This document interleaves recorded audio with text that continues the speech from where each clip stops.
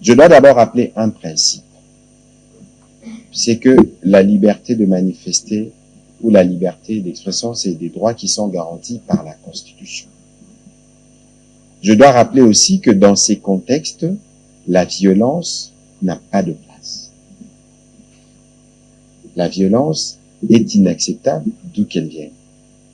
Je dois aussi rappeler que lorsque responsable politique, vous convenez avec les autorités urbaines du lieu et de comment la manifestation peut se dérouler, je pense qu'il faut s'en tenir à ce qui est prévu.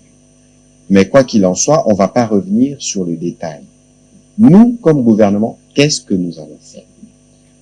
Le communiqué que j'ai sorti samedi a été sorti après, parce que le vendredi dans la soirée, le ministre d'État, ministre de la Justice et garde de Sceaux a rendu visite aux responsables des partis politiques qui étaient à la marche la journée. On ne les regarde pas parce qu'ils sont d'un courant politique différent, mais on les regarde d'abord comme de Congolais, dans un contexte où les libertés publiques sont garanties.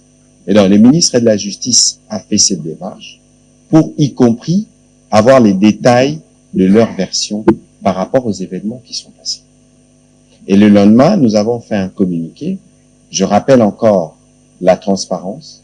S'il y avait des morts répertoriés ces jours-là par nos services, on l'aurait déclaré. Lorsque nous parlons des rapports de service, c'est des rapports qui viennent de la police. C'est des rapports qui viennent des services hospitaliers, parce qu'il n'y a pas des blessés qu'on veut garder à la maison. Les blessés, leur place, c'est à l'hôpital pour qu'ils puissent bénéficier de la prise en charge sanitaire qu'il faut. Ce qui a été fait. On a vu des gens dire qu'il y a eu des morts. J'ai même vu un tweet du ministre des Affaires étrangères belge et d'un porte-parole de l'Union européenne. La question, c'est que s'il y a eu des morts, mais alors, qui nous donne les noms, les identités, les adresses, qu'elles manquent, et nous, gouvernement, on va assumer notre part. Et ici, je ne dévoile pas un secret.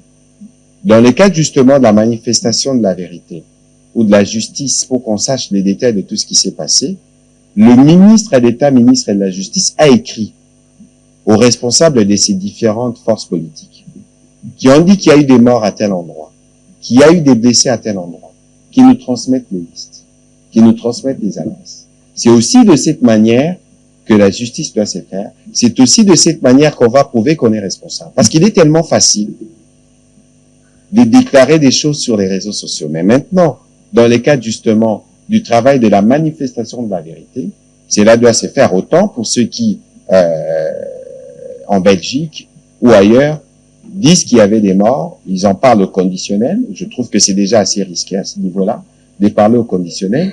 Ils nous donnent les éléments.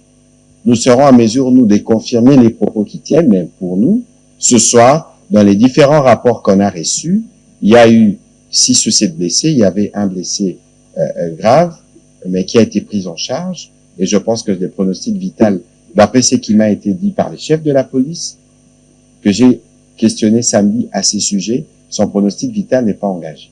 Et donc, s'il y a des évolutions, nous pourrons évidemment, dans la transparence, revenir.